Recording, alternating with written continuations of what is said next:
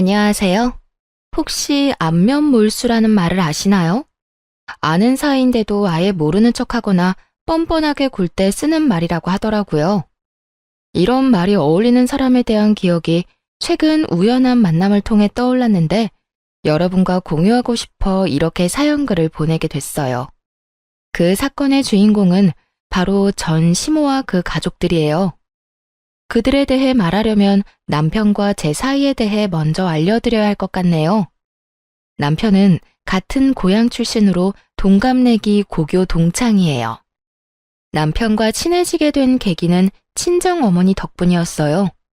친정어머니는 제가 고등학생일 무렵 다니던 학원 근처에서 분식집을 하셨거든요. 그래서 근처 학원을 다니는 친구들이 어머니가 하는 분식집을 자주 찾았어요. 남편 역시 단골이었던 거죠. 남편이 조금 소심한데 어릴 때는 지금보다 더 주눅 들어 있었거든요. 남자아이 혼자 떡볶이 먹으러 온 걸 보고 어머니가 신경을 많이 써줬어요. 남편은 식탁 위를 항상 깔끔히 정리해서 어머니한테 칭찬도 많이 받았고요. 그리고 저는 남편과 같은 학원에 다녔었기 때문에 자주 만났죠. 그때 남편이 저한테 그랬거든요. 너희 집은 진짜 즐거워 보이네. 넌 좋겠다. 진짜 부러워. 갑자기 무슨 오글거리는 소리야? 다른 집도 다 비슷하지 않아? 꼭 그렇지만은 않지. 넌 진짜 복 받은 줄 알아야 해. 나중에 알게 됐죠. 남편이 집에서 차별을 많이 당했다는 걸요. 알고 보니 재혼 가정이었는데 계모가 남편을 어릴 때부터 많이 차별했대요. 드라마에나 나오는 이야기라고 생각했는데 직접 들으니 참 마음이 안 좋더라고요. 계모의 아들인 남동생은 새 것만 들고 다니는데 남편은 늘 같은 걸 들고 다녔고요. 밥도 제대로 못 얻어먹는지 매번 우리 분식집에서 배를 채우더군요. 화목한 우리 집을 보며 부러움을 느끼는 남편이 측은해서인지 관심이 가기 시작하고 점점 마음을 키워갔던 것 같아요. 그렇게 대학 들어가서 연애를 시작하고 직장인이 된 후에 결혼을 하게 됐죠. 내가 이 사람을 행복하게 해주고 싶다고 생각했어요. 그런데 시댁이 참 정글 같은 곳이더군요. 일단 시부는 저를 엄청 좋아해 주셨거든요.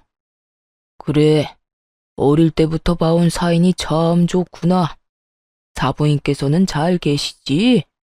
네가 며느리가 돼서 얼마나 기쁜지 모른다. 게다가 대학병원 간호사가 내 며느리인 게 얼마나 자랑스러운지 친구들한테 자랑도 많이 하고 다녔지. 그런데 허허 웃는 시부의 말이 끝나자마자 시모가 날카롭게 받아치더군요. 의사도 아니고 꼴랑 간호사인데 뭐가 그렇게 자랑스러워요? 세상에 자랑할 게 그렇게 없어요. 당신 둘째 아들이 데려온 며느리가 얼굴이랑 행동이 이쁘지. 첫째는 영 뻣뻣하고 인물도 별로라 내 마음에 들지가 않는데.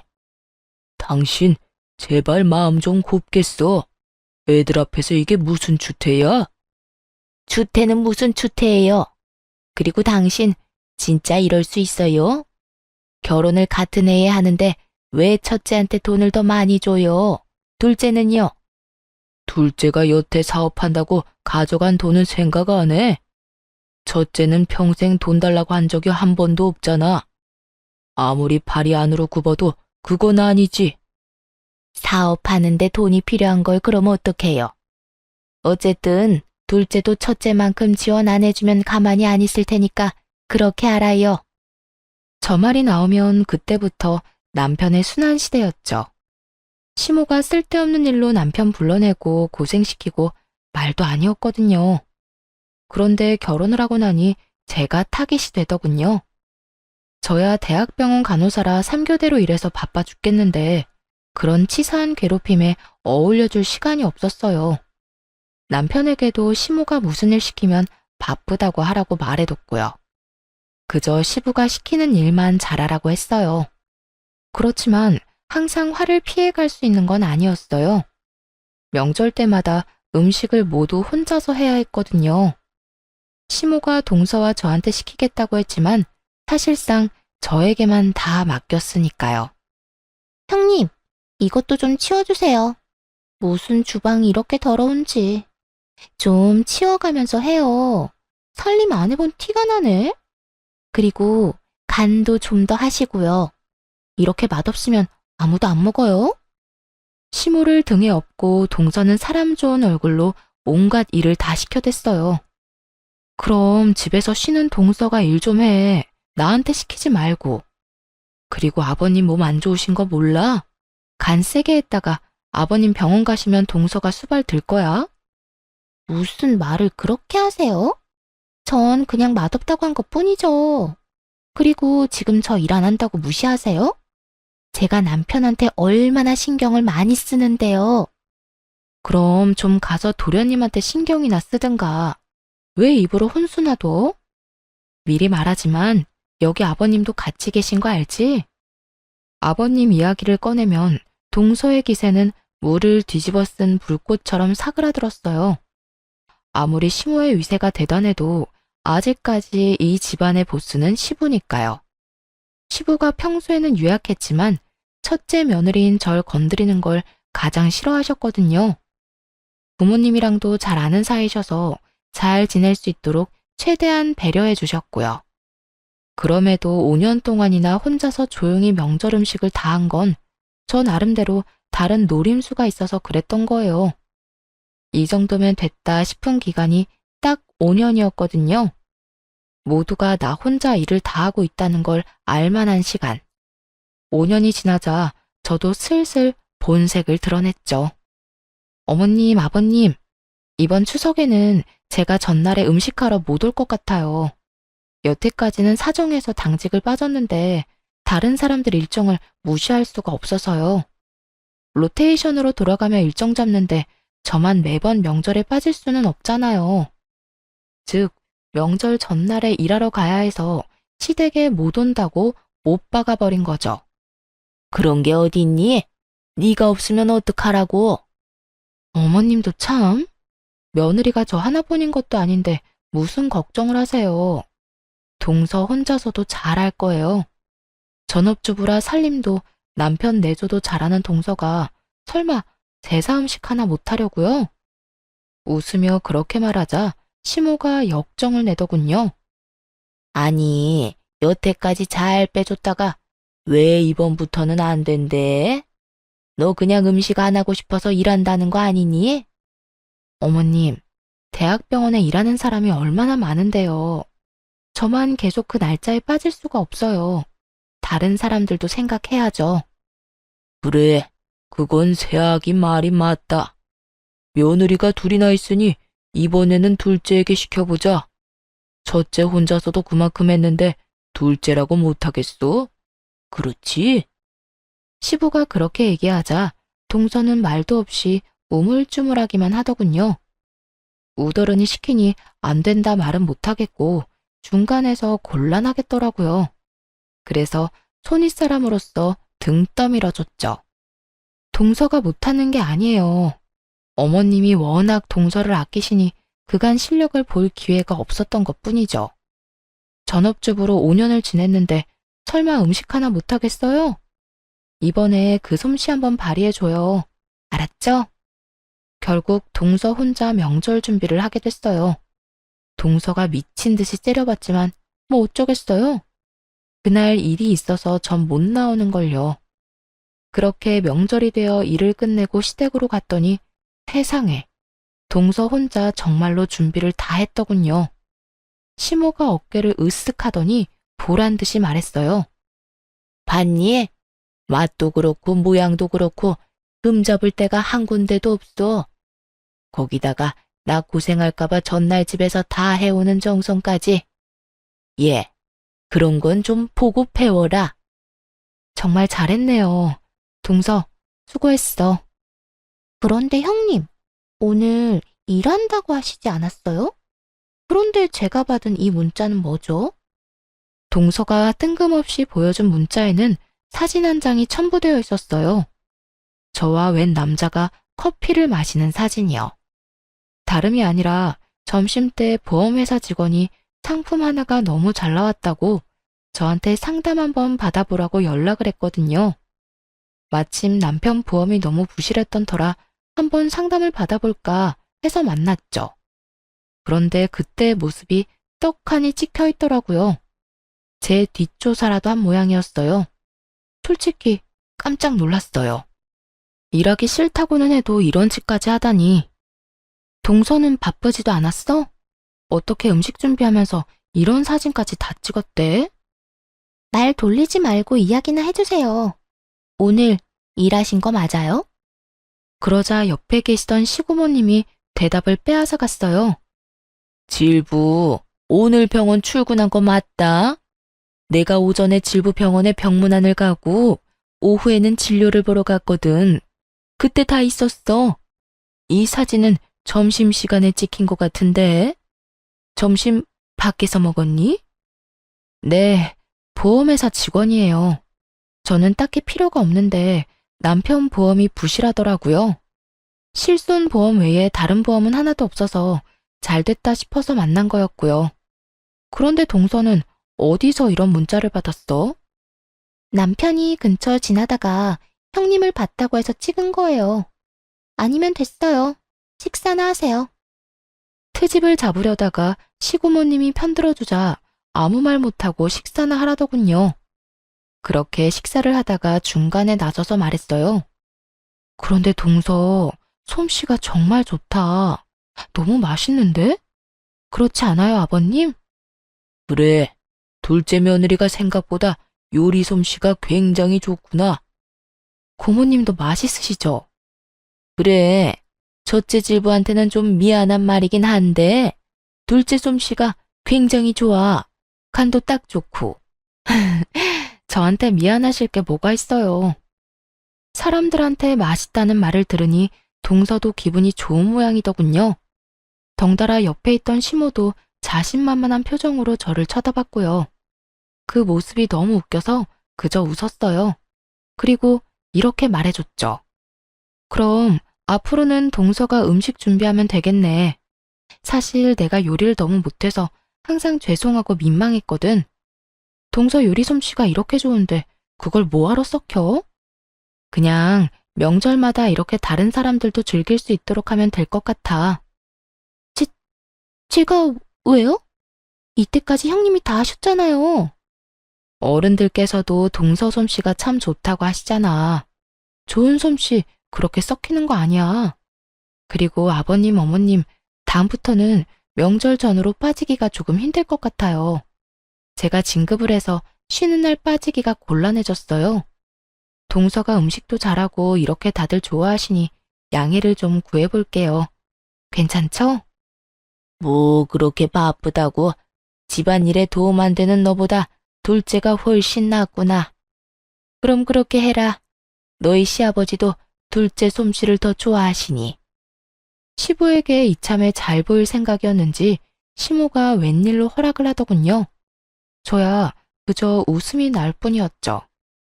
뒤에 있는 동서 표정이 썩는 것도 모르고 자기 마음대로 결정해버렸으니 그때 동서가 급하게 대화에 끼어들더군요. 왜 그래? 동서, 할 말 있어? 네.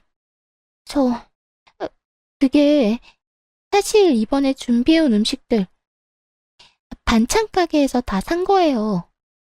눈을 찔끔 감고 말하는 동서를 보니 진짜로 웃음이 터질 것 같았어요. 참으려면 허벅지를 꽉 꼬집어야 할 정도였죠.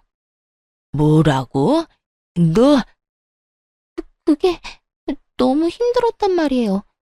혼자서 제사 음식을 어떻게 다 해요? 저도 어쩔 수 없이 그랬던 거라고요. 사실 동서가 음식을 샀든 진짜 했든 저는 상관없었어요. 어차피 다음 명절부터는 음식 준비를 안 할 테니까요. 그런데 시모에게는 청천벽력 같은 말이었나 봐요. 믿었던 도끼에 발등 찍힌 기분이지 않았을까요? 역시나 시모 표정이 완전 귀신처럼 흉악해지더군요. 정신 나갔어? 어떻게 제사 음식을 사놓고 직접 했다고 속일 수가 있어? 아무리 아끼는 며느리라도 이런 상황에서는 미운 모양이었어요. 어머님, 잘 드셔놓고 왜 이제 와서 화를 내세요? 화를 안 내게 생겼어? 못할 것 같으면 못하겠다고 말을 했었어야지. 어디서 사서 가져와 놓고 네가 했다고 거짓말을 해?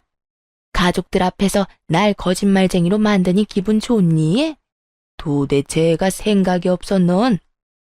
동서가 시모에게 먼지 한 톨 남기지 않고 털리고 있는데 시고모님이 말하더군요. 옳게, 애 그만 잡아요. 힘든 것도 사실이지.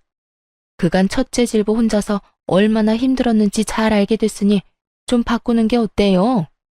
이렇게 반찬 가게에서 사 먹는 거 난 나쁘지 않은데? 넌 어떻게 생각하니? 저도 뭐 괜찮네요, 누님. 안 그래도 매번 첫째 아가 혼자 고생하는 거 보고 마음이 쓰였는데 다음부터는 그냥 음식 사서 제사 지내도록 하자. 다들 그러시다면 어쩔 수 없죠. 결국 시모는 어쩔 수 없이 모두의 의견에 동의할 수밖에 없었어요. 동서를 밀어주려 했는데 그간의 제 노고만 빛났으니 얼마나 속이 쓰렸겠어요. 마지막에는 저만 그동안 고생 많았다는 말을 들으며 그날 하루가 끝났죠. 동서는 그 뒤로도 시모에게 그 일로 계속 욕을 먹더군요. 그냥 넘어갈 수도 있지만 시모의 마음이 워낙 좁아 용서를 못하는 듯 했어요. 하지만 동서가 시모에게 시달리는 것도 한두 달 뿐이었어요. 그 뒤에는 가족들 모두 정신이 없어졌거든요. 시부가 연세치고는 정정하게 지내셨는데 갑자기 몸이 계속 안 좋아지셨거든요. 건강검진을 해보니 문제가 있어 제가 다니는 병원에 입원하시게 됐어요. 변명은 폐암. 게다가 속도가 빨라서 발견했을 때는 손 쓸 수 없을 정도였어요. 시부가 입원해 있는 동안 시모랑 동서 둘이 딱 붙어 옆에 있더라고요. 하지만 간병을 하는 게 아니라 사람을 못 살게 굴고 있었죠. 대화하는 걸 대충 들었는데 유산과 관련된 이야기를 하더라고요. 참 바뀌는 거 없는 인간들이다 싶었어요. 시부 재산이라고는 시댁 집뿐이고 돈도 어차피 치료비에 거의 다 쓰일 텐데 뭐가 그리 급한지 누워있는 사람을 괴롭히더군요.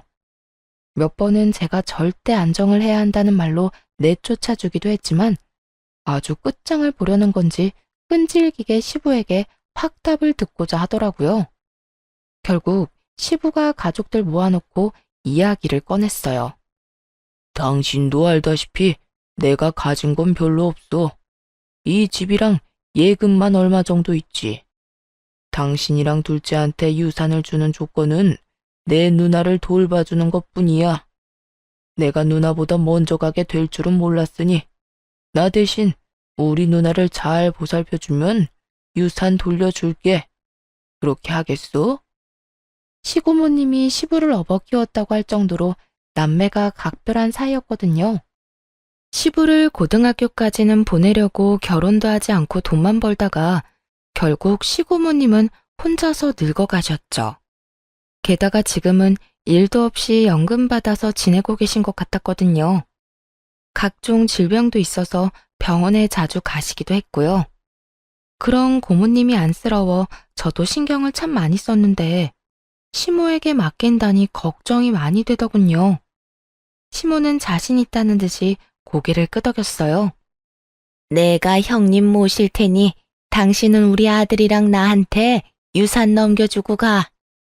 그렇게 대화가 마무리됐어요. 그래도 유산을 걸고 약속한 만큼 시고모님을 잘 돌봐드릴 줄 알았는데 아니더군요. 그 말을 듣고 난 바로 다음 날 저한테 시고모님이 전화를 하신 거예요. 첫째 질부, 내가 오늘 병원에 가야 하는데 같이 가줄 수 있을까? 검진 때 수면 내시경도 해야 하는데 보호자가 없으면 안 된다네. 올케랑 둘째 질부는 사업 때문에 바쁜지 연락도 제대로 안 받고. 아예 시고모님을 방치해두려고 작정을 했더군요. 아무리 그래도 그렇지 하루 만에 이러는 건 좀 아니잖아요. 그래도 시고모님에게는 내색하지 않고 말했죠. 네, 제가 같이 가드릴게요. 앞으로 보호자 필요한 일 있으면 저나 남편한테 연락하세요. 시간 날 때만이라도 꼭 해드릴게요. 아유, 정말 고마워. 내가 믿을 구석이라고는 첫째 질부뿐이네. 시부가 아직 돌아가시지도 않았는데 이러니 가슴 한구석이 답답해지더군요. 이 인간들이 거짓말하고 시부 유산을 받아갈 걸 생각하니 기분이 엄청 나빴어요. 이대로라면 시고모님이 마음고생을 많이 하실 것 같다고도 생각했죠. 그리고 그로부터 몇 달 뒤에 시부가 돌아가시면서 제 걱정은 현실이 됐고요. 장례도 치르기 전 모두를 불러 시모가 이야기하더군요. 네 아버지 돌아가셨으니 우리는 이제 남인 거 알지? 피 한 방울 안 섞인 남인데 언제까지고 네 고모를 우리가 모실 수는 없지 않니? 그러니 앞으로 너희가 모셔. 어머님이랑 서방님, 동서가 고모님 모시는 대신 유산 받기로 한 거 아닌가요? 그런데 갑자기 이런 말씀을 하시다니요. 유산? 유산이라고는 한 푼도 없는데 어쩌니? 내 남편이 여태껏 자식 돌봐줘서 고맙다고 나한테 그 집 주고 갔어. 이미 그 집은 내 집이었다고. 그러니까 유산은 한 푼도 없는 거고. 이런 상황에서 내가 왜 너희 고모를 모시니? 나랑 우리 아들이 너희 고모랑 피가 섞였어 뭐가 있어? 어머니, 지금 아버지가 돌아가시기도 전에 명의를 변경했단 이야기예요? 어떻게 그러실 수 있어요? 아버지가 동의하신 거 아니죠? 남편이 느낀 배신감은 상상 이상이었을 거예요. 설마 시부가 죽기 전에 저런 짓을 해놨을 줄 몰랐을 테니까요. 어머, 얘 좀 봐. 그 사람이 동의를 안 하면 내가 어떻게 그 집을 내 걸로 만들어. 그리고 네 아버지 장례는 알아서 치러라. 내가 늙은 영감 죽을 때까지 수발 들어줬는데 이 정도는 너희가 알아서 해야 하는 거 아니니? 수발을 든 게 아니라 아버지 닥달해서 재산 다 빼돌리려고 한 거겠죠. 저희도 이대로는 그냥 못 넘어갑니다. 못 넘어가면 뭐 어쩔 건데. 미련하긴. 그러게 잘 좀 하지 그랬어. 그랬으면 그 영감이 뭐라도 더 챙겨주고 떠났을 텐데. 하나도 안 남긴 거 보면 네 아버지가 널 어떻게 생각했는지 알겠다. 그리고 앞으로 뭐 하든 우리 찾지 마라. 이제 남남이야 남남. 장례식이 끝나기도 전에 선을 긋는 시모와 서방님네를 보며 정말 치를 떨었어요. 시부의 죽음에 충격받은 시고모님은 주저앉아 일어서지도 못하고 계셨죠. 얼른 다가가 시모와 다투는 남편을 대신해 시고모님을 부축해드렸어요. 경수, 가진 것도 없는 노인 모실 생각하니 어때요? 우리는 가족이 아니라 부양 의무가 없는데 어쩌나. 나중에 장례비가 더 나오긴 하겠지만 그래도 가족 좋다는 게 뭐예요? 좀 챙겨주시고 고생들 하세요. 조롱에 가까운 말에 순간 화가 확 치밀었지만 겨우겨우 참았어요. 어떻게 아픈 사람을 앞에 두고 저딴 말을 짓거리는지. 게다가 시부가 돌아가신 지 하루도 안 됐잖아요. 사업 자금이다 뭐다 돈도 많이 받아간 주제에 바로 생판 남처럼 구는 놈을 보니 너무 역겨워서 차라리 가족이 아닌 게 다행이다 싶을 정도였죠. 그렇게 저와 남편만 남아 시부의 장례를 치렀어요. 그런데 장례가 끝나고 나니 억울하다는 생각이 들었어요. 시부 재산을 이렇게 싹 다 뺏기는 건 진짜 아니잖아요. 그래서 소송을 준비했어요. 그 집이라도 가져오려고요. 그런데 상대방도 절대 그 집을 안 뺏기려고 발악하며 애를 쓰더군요. 소송한 지 얼마 안 돼서 시고모님이 저희를 찾아왔어요. 소송 취하하는 게 어떻겠니? 솔직히 그 이야기 듣는데 너무 원망스럽더라고요. 돈이 문제가 아니었어요. 남편에게는 아버지의 마지막이 걸린 문제였죠. 그것마저 뺏기면 시부와 남편은 시모에게 평생을 당하고만 산 것일 테니까요. 고모님, 그래도 그 집은 아버님 거예요. 원래라면 남편이 받아야 할 집이고요. 이대로면 아버님도 억울하실 거예요. 잘 알아. 그러니 취하하라는 거야. 내가 네 시아버지한테 부탁받은 게 있어서 그래. 뭔지는 잘 모르겠지만 돌아가신 시부에게 부탁받은 게 있다니 일단 소송을 취하하기로 했어요. 그러자 시모와 서방님이 찾아왔더군요. 그래, 잘 생각했다. 그러게 패할 소송을 왜 하니? 변호사가 딱 봐도 너희가 질 것 같다고 한 거니? 그래서 소송 취하한 거야? 이렇게까지 캐묻는 이유는 단순했어요. 자기들이 변호사에게 좋은 소식을 듣지 못한 거죠. 사실 법정 다툼으로 가면 불리해지는 건 그쪽이었거든요. 재혼 부부인데 혼인신고도 안 했고 유언도 없는데 증여로 유산을 받았다기엔 시부의 마지막 정신이 온전한지도 모르고 다툼을 해볼 여지가 충분한 비정상적인 증여였으니까요. 그런데 저희가 소송을 취하하니 무슨 꿍꿍이가 있다고 생각하고 온 것 같더라고요. 그때 시고모님이 나타나서 시모에게 물었어요. 옳게 얘기 좀 들어봅시다. 우리 동생이랑 재혼할 때 혼인신고했어요? 혼인신고 안 했죠. 그럼 사실혼 관계인가요? 사실혼도 아니죠. 같이 살기만 했을 뿐. 결혼식도 안 했는데요. 그럼 우리 조카를 양자 입양 안 한 것도 맞아요? 혼인신고도 안 했는데 입양을 왜 해요? 그럼 올케 자식도 법적으로는 우리 동생 아들이 아니겠네요. 네, 우리 진짜 남이라니까요. 남. 그런데 이런 건 왜 꼬치꼬치 캐물어요? 저는 시고모님이 미리 말씀하신 대로 두 사람의 대화를 녹음 중이었어요. 이야기를 들을수록 시모가 시부의 재산을 빼돌렸다는 의심을 지울 수가 없었어요. 그런데 시고모님이 갑자기 웃으며 종이를 하나 꺼내시더라고요. 그럼 계산이 간단해서 좋네요. 지금 그 집 소유주가 올케 맞죠? 그 사람이 진짜 명의를 나한테 넘겨주고 죽었다니까요. 그런데 이게 뭐야? 시고모님이 건넨 서류를 슬쩍 훑던 시모가 깜짝 놀라 소리를 꽥 지르더군요. 내가 그 집 소유주한테 그 집을 담보로 돈을 빌려줬어요. 이건 그 차용증이고요. 그런데 돈을 갚지 않은 채 그 집이 그쪽으로 넘어갔으니 당신이 갚아야겠네요. 시부가 빌린 돈은 거의 1억에 가까운 금액이었어요. 게다가 돈을 못 갚으면 집을 주겠다는 조항이 떡하니 적혀 있었죠. 거짓말이지? 가족끼리 돈 빌린 일에 이런 건 소용없다고. 가족끼리라도 차용증 쓰면 당연히 법적 효력 있는 건 몰랐어요. 근데 동생도 참 너무하네. 그 집 받을 때 아무 설명도 못 들었어요? 시모는 아무 말 못하고 손톱만 질근질근 물어뜯더군요. 딱 보니 시부 허락 없이 집을 가져간 티가 났어요. 완전히 얼굴이 파랗게 되어서 했던 말만 되풀이하더라니까요. 거짓말이야. 이럴 리 없어. 이거 가짜죠? 가짜니까 여기서 이러지. 이게 진짜였으면 소송할 때 이야기했으면 되잖아. 그렇게 의심되면 확인해 봐요.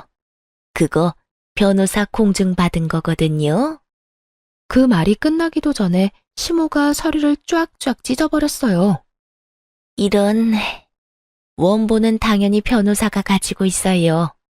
그러니까 사본은 얼마든지 찢어도 상관없어요. 평온한 시고모님 말투에 시모는 미쳐버리기 딱 일보 직전이더라고요. 왜냐면 시모가 가져간 그 집에는 이미 은행을 통한 담보대출도 잡혀 있었거든요.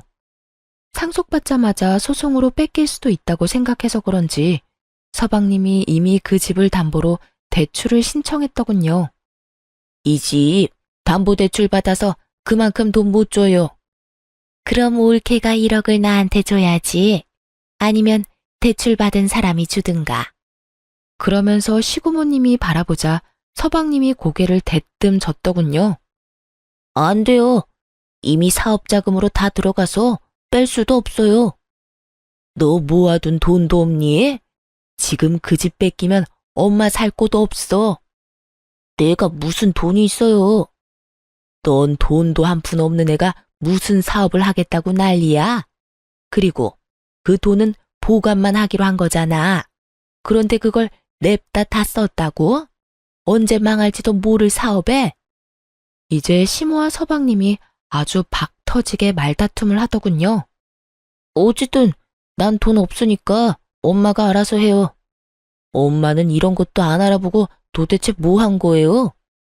그렇게 아들이 못 준다고 버티는 통에 결국 시모는 집을 팔아서 마련해야 했어요.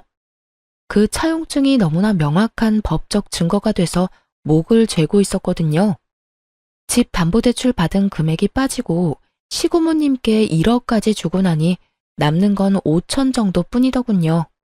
시모가 시고모님께 돈 갚으러 왔을 때 저희 부부와 서방님 부부도 있었거든요. 그때 시모가 서방님과 동서에게 말하더군요. 이제 난 돈도 집도 없다. 1억 준 거나 마찬가지니 너희가 날 모시고 살아야 해. 어머님, 저희 집 좁아요. 그런데 어머님을 어떻게 모셔요? 그러지 마시고 5천으로 월세 집이라도 하나 계약하세요. 그럼 월세를 너희가 내줄 거니? 월세를 왜 저희가 내드려요? 요새 나이 들어도 다들 일하고 돈 벌어요. 어머님도 돈 벌어서 월세 내시면 되죠. 이 빵알년이 어디서 싸가지 없게 그런 소리를 짓거려? 내가 나이가 몇인데 지금 나가서 무슨 돈을 벌어? 그러려고 너희한테 돈 다 갖다 바친 줄 아니? 그리고 야, 아들, 넌 네 마누라가 저딴 소리 하는데 왜 이렇게 태연해?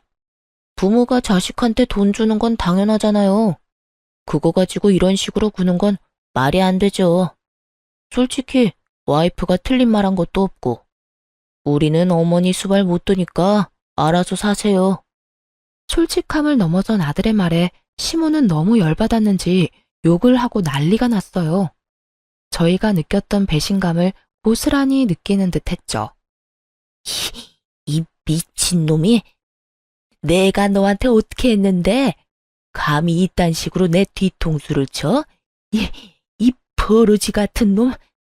그러는 엄마야말로 알아보지도 않고 일 저질렀잖아요. 그 바람에 애꿎은 우리가 이 고생을 하고 있고 그게 내 탓은 아니지. 서로 물고 뜯고 하는 장면을 보니 어찌나 유쾌하던지 끝까지 남탓만 하는 걸 보니 둘이 역시 모자구나 싶었어요. 그런데 그때 시고모께서 그러시더군요. 너희 아버지도 참 짓궂어. 이렇게 될 줄 알고 그 집을 넘겼겠지. 나한테도 그랬거든. 너희 엄마가 날 아예 신경도 안 쓰면 이 차용증으로 혼내주라고. 그래도 한 몇 달간 돌보는 신용은 할 줄 알았는데 그러지도 않더라. 날 잘 돌보는 사람한테 유산 넘겨주라고 했는데 남남이란 쪽은 신경 꺼도 되겠지? 자, 이 1억은 너희 거야. 소송 취하하기 잘했지? 뭐하러 귀찮게 소송을 해? 이렇게 쉬운 방법이 있는데. 시고모님은 1억을 시모가 보는 앞에서 바로 남편에게 넘겼어요. 그걸 보고 있던 시모와 서방님 얼굴이 진짜 볼만하게 일그러지더군요. 우와, 아버지 진짜 사람 뒤통수를 이렇게 친다고?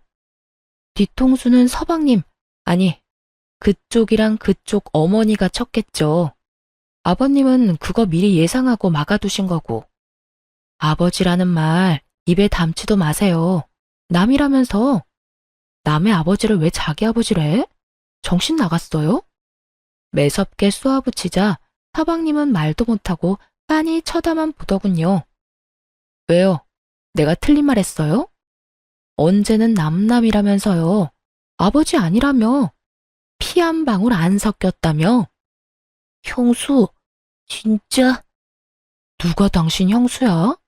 한 번만 더 형수라고 불러봐요. 가만 안 둘 테니까. 확실하게 선을 긋자 서방님이 어이없다는 표정으로 보더군요. 제가 이렇게까지 맞설 줄은 몰랐나 봐요. 옆에 있던 시모는 시모대로 억울한지 시부 욕을 마구 해대더군요. 이 썩을 놈의 양반이 나한테 썩은 고기를 줬다 이거지? 내가 이대로 넘어갈 줄 알아?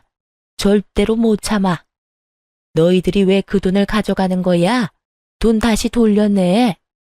그 사람 배우자인 내가 돈을 받아야지. 본인 입으로 사실혼도 아니라고 했으면서 내가 괜히 다 녹음해둔 줄 알아? 이렇게 한 입으로 두 말 할까봐 그런 거야. 몰래 동생 재산 빼돌려 놓고는 뭐? 가족이 아니야? 그래 놓고 이제 와서 가족이라고? 에라이 천벌받을 인간 같으니. 계속 이런 식으로 나오면 나도 가만히는 안 있어. 경찰에 신고해서 콩밥 먹도록 만들어줄까? 정신없는 사람 이용해서 재산 빼돌렸다고? 시고모님이 벼락같이 소리치자 시모는 구시렁거리며 자리를 떠날 수밖에 없었어요. 그 인간들 떠나는 모습을 보면서 시고모님이 그러시더군요. 그리고 여기 내가 가지고 있는 다가구 건물 너희들이 가져가. 너희 아버지랑 공동으로 산 건데 내 명의로 하라고 했었지. 너희도 알다시피 내가 자식도 없고 남편도 없잖니. 시고모님이 말씀하시는 거 들으니 제 속이 다 시원하더군요. 사실 시고모님은 시모의 말처럼 집만 되는 노인은 아니었어요. 결혼도 하지 않고 어린 나이부터 악착같이 일해서 모은 돈을 활용해 50대의 아파트 하나와 건물을 2개나 가지고 계셨거든요. 저희에게 주신 다가구 건물 제외하고서도 말이죠. 그렇게 마련한 건물 월세만으로도 한평생 일을 안 해도 될 정도였으니 뭘 모르는 남의 눈에는 일도 안 하고 연금으로나 먹고 사는 노인처럼 보였겠죠. 게다가 워낙 검소하셔서 더욱 그렇게 보였을 테고요. 시모는 그 허름해 보이던 시고모가 사실은 복권이라는 걸 전혀 몰랐던 거예요. 알았다면 저희한테 떠넘겼겠어요? 끝까지 물고 늘어지려고 했겠죠. 나도 이제 나이가 들어서 건물 관리를 너희한테 맡길까 싶어. 질부가 예전에 일하는 거 힘들다고 했지? 어때? 나 대신 건물 관리 해볼래? 나중에 물려받으면 관리하기 더 쉬울 거야. 쓸데없이 고민을 길게 하지 않았어요. 나중에 받아놓고 관리 못해서 날리는 짓은 안 하고 싶었거든요. 네, 제가 관리해 볼게요. 그럼 조카 명의로 할 다가구 주택이랑 내 상가 2채는 질부가 관리해줘. 내일부터 나랑 같이 다니면서 얼굴 도장 찍자. 그렇게 시고모님 따라 열심히 배웠어요. 1년 정도 열심히 하니 그제야 여유가 생기더군요.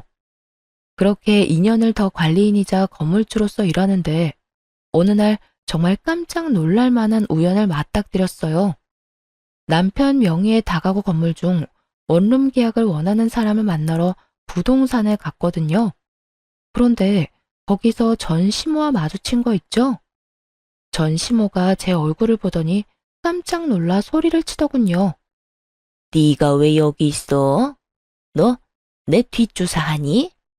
제가 왜 아주머니 뒷조사를 해요? 안 그래도 얼마나 바쁜데. 원룸 계약하러 오신 거 아니에요? 1층? 그거 제 남편 건물이거든요. 저는 관리인이고요. 그 이야기 듣자 갑자기 눈이 확 돌더니 전 시모가 저한테 달려들었어요. 야, 너 바른 대로 말해. 이 건물 네 시아버지가 빼돌린 거지? 우리 모르게 건물 가지고 있었던 거지?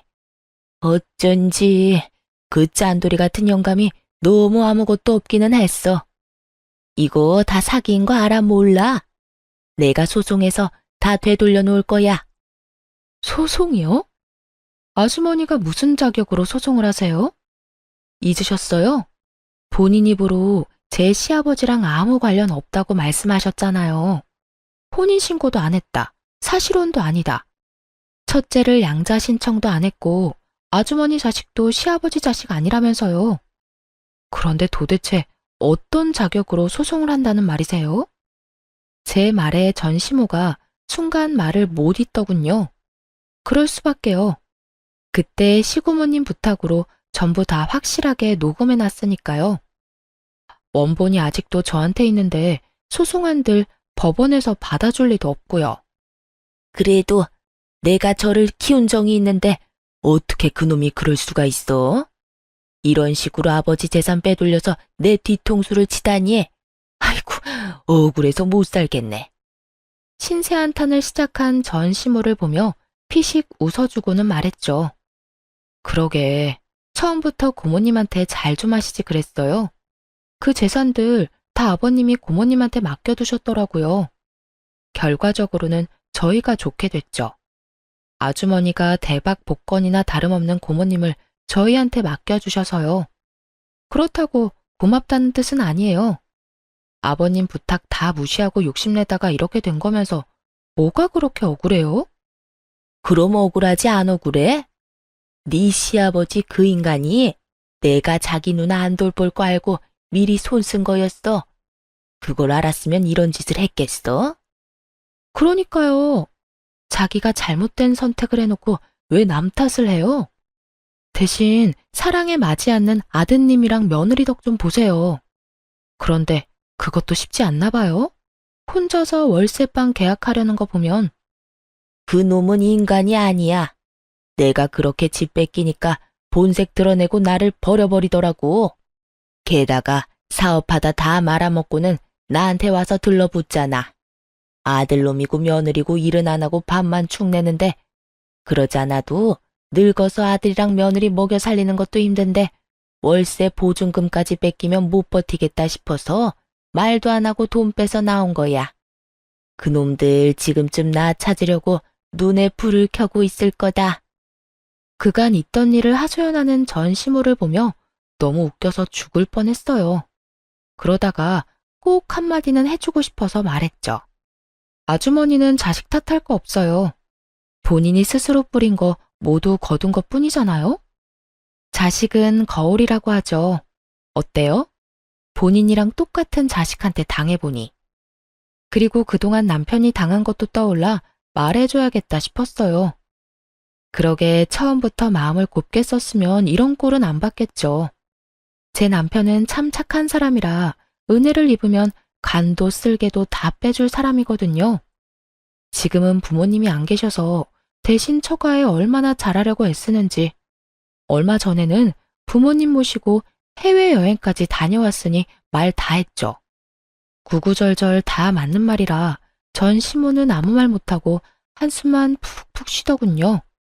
마음만 곱게 썼다면 자신이 누릴 수도 있었을 거라 생각하는지 더 후회스럽고 짜증이 난 것처럼 보였어요. 계약은 안 하는 걸로 할게요. 나중에 안 나가겠다고 할지도 모르고 보호자가 와서 난리칠지도 모르잖아요. 이 위험이 뻔히 보이는데 계약을 하는 건 좀 무리네요.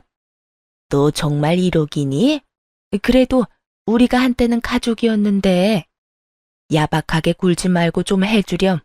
이 근방에서 여기가 제일 저렴하고 깨끗하던데. 가족?